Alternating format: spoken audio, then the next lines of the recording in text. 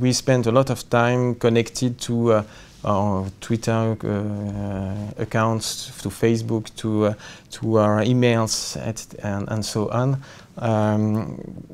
We are always at work.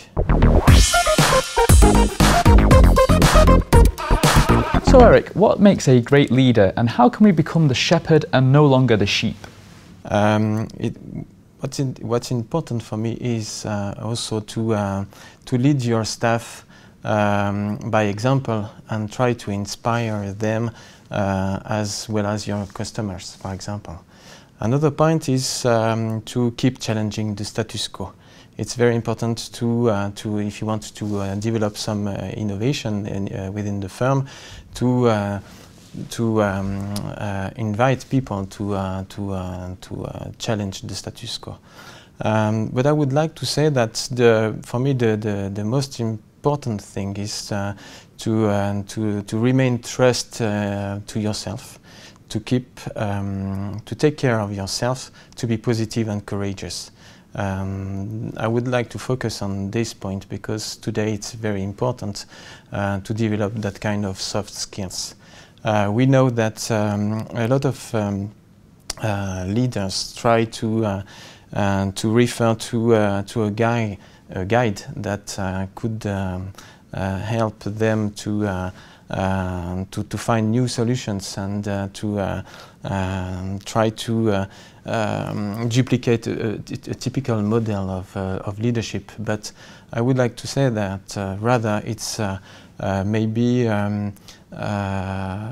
more about an option to find the right solution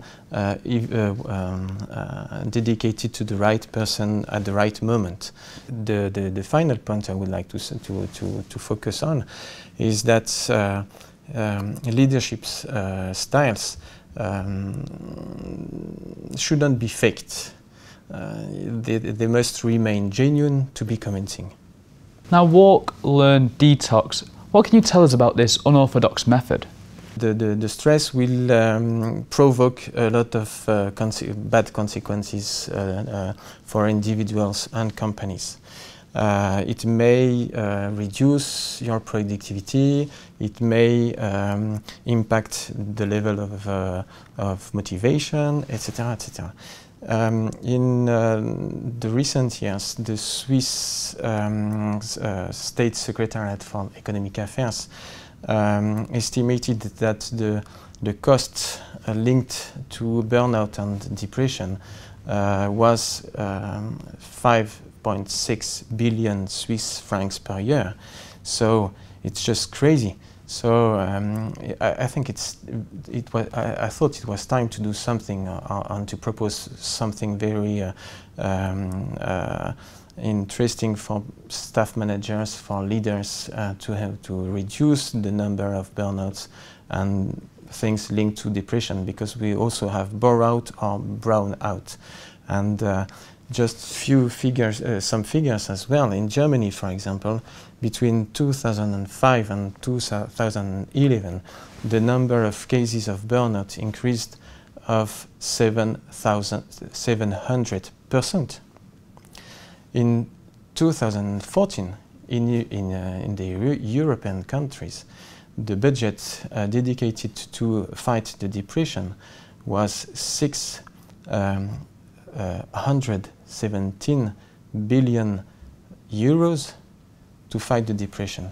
So when I was thinking about creating a new concept dedicated to help people develop new skills, I tried to find a solution to train people, but also to offer them the possibility to detox and to relax. Now, how can walking help you become a better leader and even better in your own profession? We spend a lot of time connected to our Twitter accounts, to Facebook, to our emails, and so on. We are always at work. And we know that a lot of people, even during training sessions, they are just on their Natel or smartphones, connected to what happens in the firm, what happens in the family, and they are not. They are never totally linked to the training, or and their concentration is not optimized. So both nature and walking can help you reduce your lack of concentration, can help you to see the time and the spaces differently, and they will give you the opportunity to come back to the basics. Well, thank you so much for joining me here today in the studio. It's been an absolute pleasure. It has been a pleasure for me as well. Thank you very much. And thank you at home for watching. Don't forget to click back to Dukascopy TV for more interviews like this.